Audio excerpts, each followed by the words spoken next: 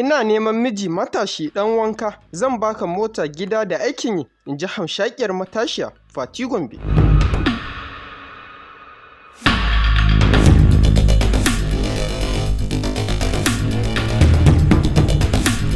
A yau ne aka tashi da bidiyon wata hamshakiya mai suna Fati Gombe, wacce ta bayyana cewa tana neman matashin yaro wanda za ta aura, wanda za ta bashi mota, gida da aikin yi in baya da shi.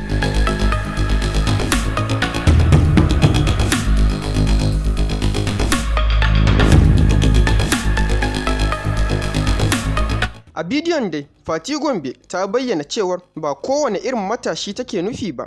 Ta ce ne tana son matashi ɗan wanka, wanda ya san darajar wanka, wanda ya iya wanka sannan ya iya saka kaya. Ta ƙara da cewa a lokacin nan da ake yin wuf, ita ma tana son ta yi wuf da wani matashin wanda ya iya wanka. Daga ƙarshe dai ta ba da lambar wayarta domin matasa su tuntuɓe ta. Hausawa suka ce ji ya fi gani, saboda haka ga bidiyon ku sha kallo. Jama'a assalamu alaikum. Sunana Fati Gombe. Zamani ya zo na da mazaje. To shine yanzu na zo da gasa guda uku. Ma'ana, ni dai yanzu abin da nake bata shine ina da gidaje guda uku. Ina da motoci guda uku.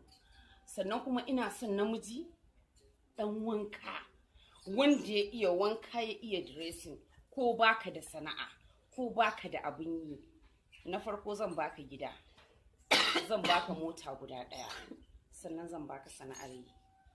Sunana Fati Gombe. Ga kuma zan sa numban wayata, kana ɗauka kawai ka nemi wace ce Fati Gombe, ka zo zan yi wuf da kai. Ina jiran ka, sai ka zo in dai ka iya wanka. To matasa masu son yin wuf da hamshakan mata, ga dama ta samu, za ku iya gwada sa'ar ku. Ku dana subscribe domin samun labarai da ɗumi-ɗuminsu daga tashar Hausa Joint. Hausa Joint, taku ce.